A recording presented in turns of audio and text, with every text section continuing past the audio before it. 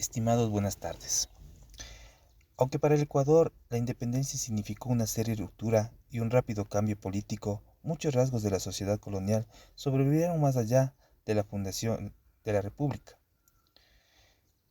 El fuerte sentido corporativo y estamentario continuó sobre las fórmulas republicanas.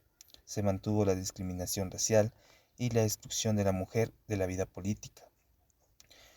Los rasgos aristocráticos continuaron articulando las relaciones sociales, la cultura y la ideología.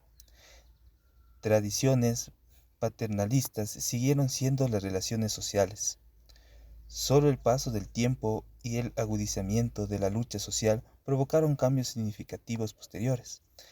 Desde el primer momento de la vida del Ecuador, se patentizó una tensión y enfrentamiento entre las oligarquías regionales dominantes, especialmente de la costa y de la sierra. Desde luego, antes ambas tenían intereses comunes, pero también existían muchos motivos de tensión, como el control de la mano de obra, siempre escasas en el litoral, y la mantención de medidas aduaneras proteccionistas que defendían la producción textil serrana, pero limitaban el comercio. En el siglo XX hubieron bastantes problemas. Los liberales permanecieron en el poder, pero el poder real continuó en manos de los ricos, comerciantes y banqueros de Guayaquil. Durante la Primera Guerra Mundial y el breve auge que le siguió, esta camarilla amplió su influencia y diversificó su capital con el fin de controlar la agricultura de la llanura costera. El cacao era el principal cultivo de exportación, al igual que el periodo colonial, pero el azúcar y el arroz adquirieron cada vez más importancia. A principios de la década de 1920 se produjo una depresión. El precio de los alimentos aumentó y las exportaciones en general disminuyeron. El sucre, la unidad monetaria nacional, cayó rápidamente en valor. Al mismo tiempo, las plantaciones de cacao del país se infectaron con un hongo que causó una mala formación conocida como el cuarto de brujas, y la producción se desplomó. Esta crisis trajeron descontento urbano, la formación de sindicatos en Guayaquil, disturbios y masacres por parte del ejército. Cientos de personas murieron durante disturbios y tiroteos en noviembre de 1922. En 1925, el ejército entró en esta turbulenta situación, alejando que deseaba restaurar la unidad nacional y culpando de muchos de los problemas del país a los banqueros mercantiles de Guayaquil. Desafortunadamente, la revolución de 1925 trajo pocos cambios a las estructuras nacionales y económicas del Ecuador. Centrándonos en los complicados pasajes de la historia ecuatoriana en el siglo XX. Este periodo estuvo marcado por una serie de desafíos económicos, políticos y sociales que dejaron una huella profunda en la nación. Desde los primeros años turbulentos, donde los liberales mantenían el poder, hasta las décadas posteriores caracterizadas por la inestabilidad política y la lucha por la estabilidad económica. Ecuador experimentó una montaña rusa de eventos que hoy nos invita a reflexionar sobre su impacto duradero.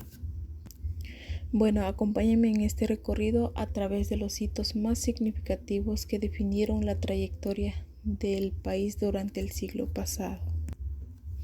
La historia de Ecuador en el siglo XX estuvo marcada por desafíos económicos y políticos. A principios del siglo, los liberales mantenían el poder, pero este estaba en manos de ricos comerciantes de Guayaquil. La Primera Guerra Mundial y la depresión de los años 20 afectaron al país, provocando descontento, disturbios y masacres. En 1925, el ejército intervino, pero la revolución trajo pocos cambios. Entre 1925 y 1948, Ecuador enfrentó turbulencias internas que dificultaron su modernización. En la década de 1940, la Segunda Guerra Mundial tuvo consecuencias negativas, llevando a la pérdida de territorio amazónico en una guerra con Perú.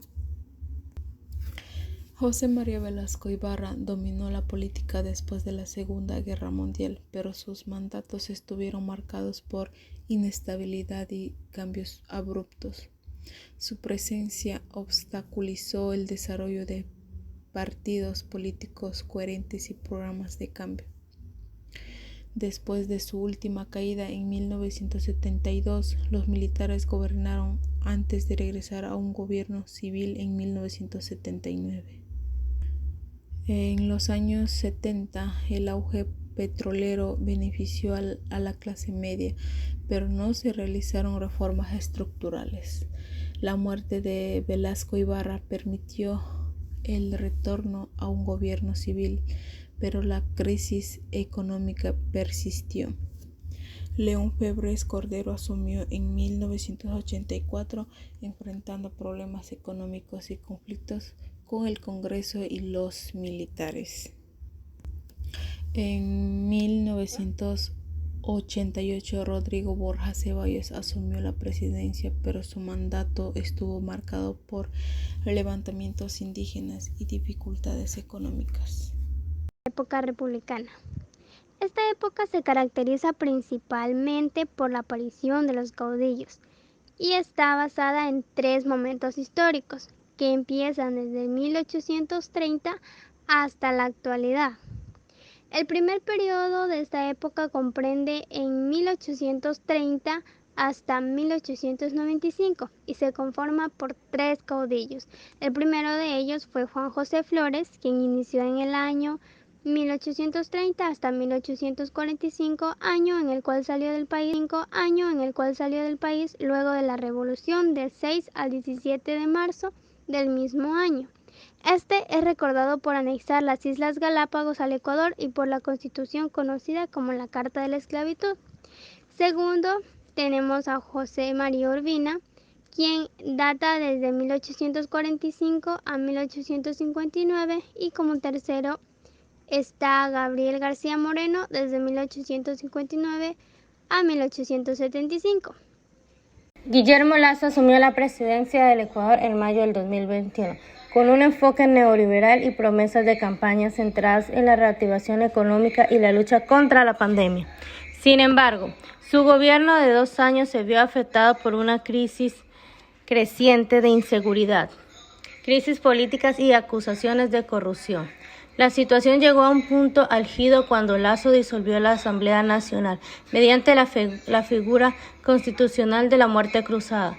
Para evitar una moción de censura en su contra, esta medida cerró el periodo tanto de presidente como parlamentarios, obligados a convocar nuevas elecciones generales. Durante su mandato, Ecuador experimentó un aumento en la violencia y la inseguridad, destacando masacres en las cárceles y oleadas de asesinatos en la calle, e incluso la vulgar llamada vacuna, que afecta a todos los comerciantes, especialmente en la costa, atribuidos a bandas vinculadas al narcotráfico. A pesar de declarar estados de excepción y reforzar la seguridad de las Fuerzas Armadas, Lazo no logró contener eficazmente la crisis, lo que generó descontento en la población. El presidente también enfrentó la acusación de corrupción, siendo mencionado en los Pandora Papers, y enfrentando procesos de destitución en la Asamblea Nacional. Su gestión económica se vio afectada por la dependencia del petróleo, la crisis de deuda y la necesidad de implementar medidas de austeridad exigidas por el Fondo Monetario Internacional (FMI). Además, controversias como el acuerdo con el banco suizo Credit Suisse sobre las Islas Galápagos, generando críticas y protestas. La situación política se agravó en los últimos meses de su mandato con la disolución de la Asamblea y convocatoria a elecciones anticipadas. Lazo gobernará por decreto durante un máximo de 6 meses. fue lo que se acordó. Su capacidad para abordar las problemáticas urgentes de seguridad económica y salud, así como popularidad en declive, plantean desafíos significativos. Lasso enfrentó el reto de equilibrar las demandas sociales con la disciplina fiscal, buscar nuevas fuentes de financiamiento y abordar la dependencia del petróleo. La posibilidad de revertir acuerdos polémicos como el relacionado con las Islas Galápagos se presenta ciertas independencias sobre el gobierno que surgirá con elecciones anticipadas. En junio de 2022, Ecuador experimentó protestas lideradas por grupos indígenas en respuesta a las medidas económicas del presidente Lasso. El paro, que duró más de 2 semanas, fue protagonizado por la Confederación de Nacionalidades Indígenas del Ecuador, CONAIE, en busca de la reducción de precios del combustible, limitaciones en la expansión extractivista y mayores plazos para las deudas bancarias, entre otros reclamos. Manifestaciones que dejaron al menos 6 muertos y unos 500 heridos. Tras intensas negociaciones mediadas por la Conferencia Episcopal Ecuatoriana, se alcanzó un acuerdo entre el gobierno y los líderes indígenas, lo que puso fin a las protestas. Entre los puntos acordados destacó la rebaja de 15 centavos de dólar por galón para los combustibles subsidiados, una cifra menor a los 40 centavos solicitados inicialmente los indígenas. Además, se comprometió a la derroca de un decreto que promovía la actividad petrolera en la Amazonía y la suspensión de concesiones mineras en áreas protegidas y territorios indígenas. El presidente Lasso anunció medidas económicas, aumentando subsidios para familias pobres y donación de deudas.